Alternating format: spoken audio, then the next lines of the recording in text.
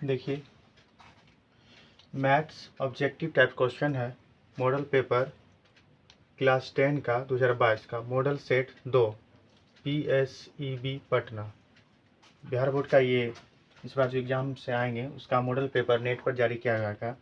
हम 10 से लेके 20 तक क्वेश्चन का हल करेंगे। आसान तरीके से हम लोग देखेंगे कैसे हल करते हैं। ऑब्जेक्टिव क्वेश्चन को हम लोग थोड़ा सा छोटा समय हल कर देंगे बिना समय लगाए।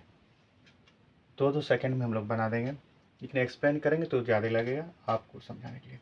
ये कह रहा है पहला क्वेश्चन नंबर 10, निम्नलिखित में कौन अपरिमेय संख्या है। देखिए, निम्नलिखित में से कौन सा अपरिमेय संख्या होता है, इरेशनल नंबर, ऐसी संख्या जिसका हम लोग परफेक्ट स्क्वायर नहीं निकाल सकते, पूर्ण वर्ग नहीं निकाल सकते हैं, पूर्ण वर्गमूल नहीं हो, वो हमारा अपरिमेय संख्या होता है।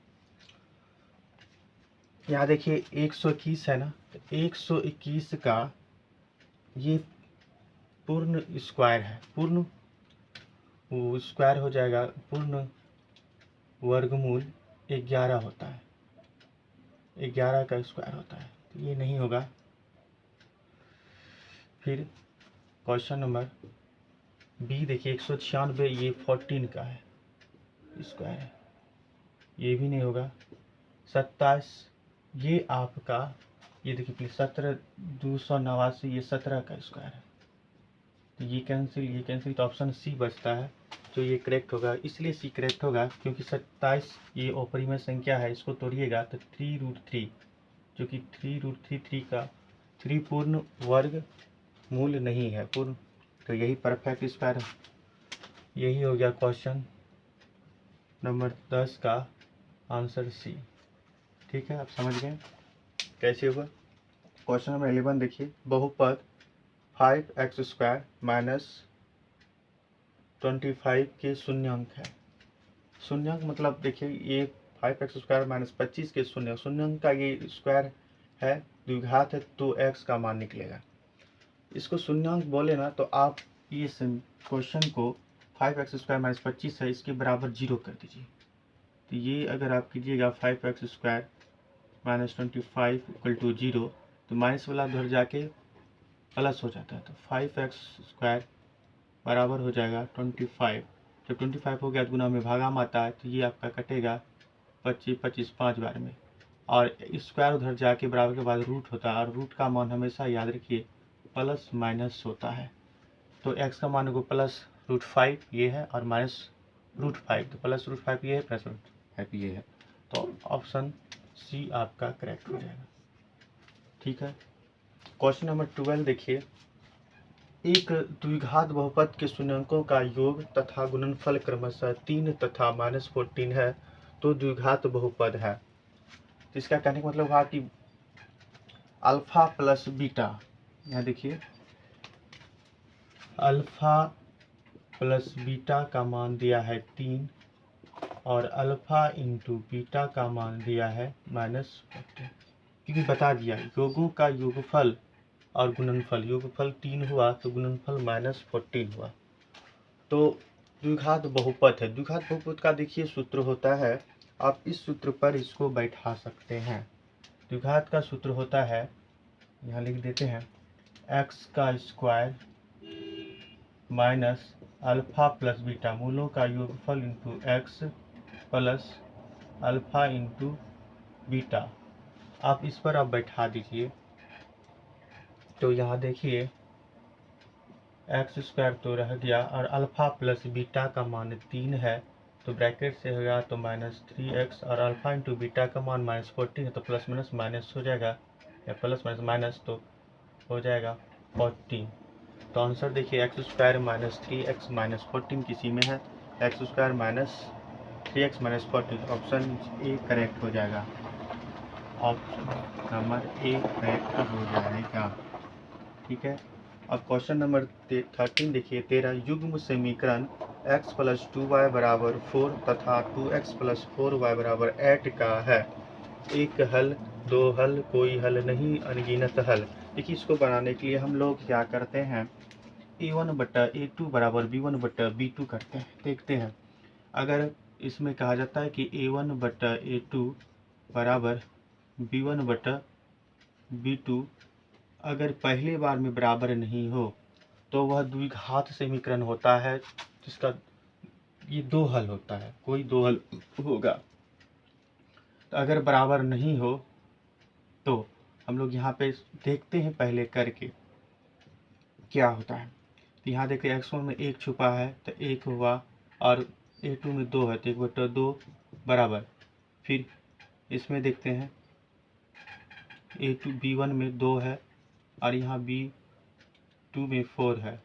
फिर c1 भी करके देख लेते हैं। c1 में 4 है और 8 है, सब इक्वल कीजिए। 2 2 2 4 1/2 सभी अगर बराबर हो, कोई नहीं कटे, तो उसका अनगिनत हल होते हैं। ऑप्शन डी करेक्ट हो जाएगा, ऑप्शन डी करेक्ट हो जाएगा। ठीक है। क्वेश्चन नंबर 14 देखिए, यदि बहुपद x² plus ax minus b के शून्यंक एक दूसरे के व्युत्क्रम हो तो b का मान है। देखिए व्युत्क्रम मतलब होता है अल्फा और बीटा हमें निकालना है। तो इसका फार्मूला हो जाता है 1/अल्फा प्लस, यदि बहुपद इतना के शून्यंक एक दूसरे के व्युत्क्रम होते, यानी एक अल्फा है तो एक अल्फा है मान लेते हैं, तो 1/अल्फा है। तो इसको आप सॉल्व कीजिएगा तो एक तो नीचे रहता है, तो अल्फा का स्क्वायर जोड़ 1/अल्फा, अल्फा का स्क्वायर 1/अल्फा। फिर से देखिए, यदि बहुपद इतना के शून्यंक एक दूसरे के व्युत्क्रम हो तो p का मान,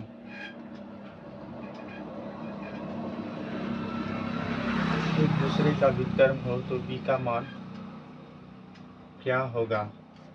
अच्छा, कहने का मतलब तो ये हुआ कि ये अल्फा है तो ये 1/बीटा होगा, एक दूसरे का व्युत्क्रम है। तो इसका अब सॉल्व कीजिएगा तो अल्फा इंटू बीटा, अच्छा एक दूसरे के व्युत्क्रम तो ये भी आपका व्युत्क्रम है, ये भी उल्टा ये भी उल्टा, तो alpha into beta into alpha plus beta. इसका सूत्र होता है -b/a, उलट के चला जाएगा गुना भागा तो a/c, गुना उलट का तो c/a होता है, इसका a कटेगा -b/c। यहाँ a इसको b, तो b है -a और c है आपका a b c है -a तो -b कोफिशिएंट ले लेते हैं, c का हुआ -a, तो ये कटेगा तो a/b। तो यहाँ देखिए तो b का मान क्या होगा। क्वेश्चन नंबर 1 या 2 0 या a²। तो यहाँ देखते हैं ना, तो a बन रहा है ना a² बन रहा है। बहुपद x² plus ax minus b के शून्यंक एक दूसरे के व्युत्क्रम हो तो इस तरह से आप लेते हैं alpha plus alpha two alpha, alpha square plus alpha, तो ये आपका नहीं हो रहा है, ये अल्फा प्लस बीटा करते अल्फा इंटू बीटा बराबर -b/a, तो a और c/a, c/a तो कट गया तो a/c, तो ये कट -b/c, तो ab, तो b का मान है a, तो a को ऑप्शन देंगे c का मान है -b, तो a/b होता है। तो b का मान आप क्या लीजिएगा, ये क्वेश्चन 14 का बी आंसर होगा -1। तो -1 तो नहीं आ रहा है, ये क्वेश्चन को हम लोग छोड़ देते हैं, ये गलत लग रहा है। क्वेश्चन नंबर देखिए, अर्धवृत्त का कोण होता है 15। देखिए अर्धवृत्त का कोण होता है, अर्धवृत्त का कोण देखिए हमेशा अर्धवृत्त भी जो बनता है इस टाइप से, इसका कोण भी 90 डिग्री होता है, 19 डिग्री होता है। ठीक है। क्वेश्चन नंबर सी देखिए 16 देखिए, द्विघात समीकरण ax² plus bx plus c बराबर 0 जहाँ a ≠ 0 के वास्तविक मूल्य नहीं है। यदि B square minus 4ac B square not equal to 4ac या B square minus 4ac not equal to 0 या बी स्क्वायर माइनस 4ac या लेस देन 0। तो देखिए एक द्विघात समीकरण के मूल वास्तविक मूल्य नहीं है, तो ये डी का मान जो होता है निर्भर करता है, अगर मूल वास्तविक और समान हो तो वास्तविक मूल अगर डी वास्तविक और समान होता है तो डी का मान आप हमेशा याद रखिए, वास्तविक और समान तो 0 होता है। अगर डी का मान 0 से बड़ा हो तो मूल वास्तविक और असमान होता है, लेकिन मूल वास्तविक नहीं होगा तो डी का मान हमेशा 0 से छोटा और निगेटिव हो। तो आप ये देखिए ये दोनों बराबर ये नहीं होगा, ये तो हमेशा देगा कि इससे बड़ा, ये नॉट इक्वल बराबर, ये देखिए बराबर 0 और ये देखिए 0 से छोटा, 0 बराबर होता है, ऑप्शन डी करेक्ट हो जाएगा। क्वेश्चन नंबर 17 ये 17, यदि अल्फा तथा बीटा समीकरण 2x² माइनस x माइनस 6 बराबर 0 के मूल हो तो अल्फा प्लस बीटा अल्फा 1/अल्फा प्लस 1/बीटा का मान क्या होगा। तो देखिए ये दोनों की मूल को हम लोग कैसे करेंगे, तो इसी प्रकार ये दोनों का हम लोग एलसीएम लेते हैं तो अल्फा इंटू बीटा होगा और ये अल्फा प्लस बीटा ये हो जाता है -b/a और उलट जाएगा c/a तो a/c, ये भी कट गया। इसी प्रकार से -b/c हुआ, तो यहाँ देखिए ये a हुआ और ये b, तो b का मान है आपका -1 कोफिशिएंट और c का भी मान है -6, तो 1 कट के 1/6, ऑप्शन सी इसमें करेक्ट हो जाएगा।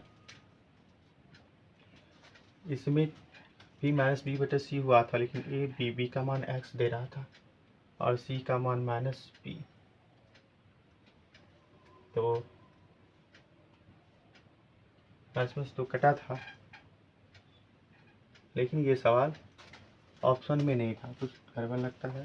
क्वेश्चन नंबर 18 देखिए, समांतर श्रेणी -3 4 11 18 डॉट डॉट का 21वां पद है कि इसको कैसे सोल्व करेंगे। 21वां पद अगर बोल रहा है तो आप क्या कीजिए, इसको आप लिख सकते हैं a + 20d लिखा जाता है, ठीक, तो यानी इतना इतना के 21वां पद होगा।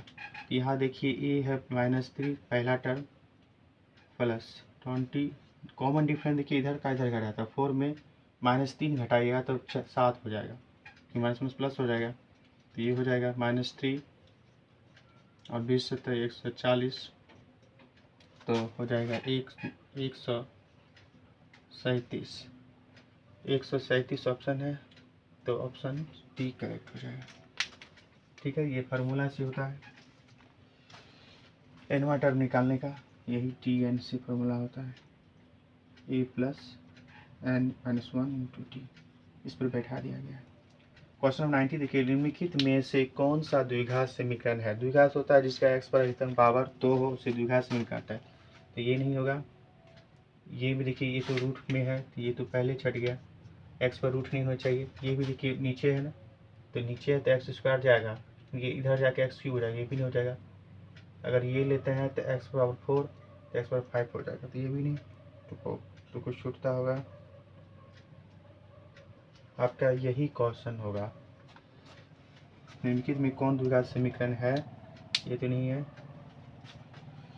यही हो सकता है, ये रूट पर x नहीं होना चाहिए, तो ऑप्शन तो कोई नहीं लग रहा है, ना ये ना ये रूट पर है, ना ये, कोई नहीं होगा, इसमें इनमें से कोई नहीं से क्वेश्चन गलत दे दिया है दोस्तों, मॉडल पेपर में क्वेश्चन कुछ गलत दिया है। समांतर श्रेणी 80 - 76 - 72 - 68 का कौन सा पद 0 है। देखिए इसको कौन सा पद 0 बोले, तो ये कहने का मतलब ये हुआ कि ये TN जो है ये बराबर 0 है। तो अब TN का फॉर्मूला जान गए, a +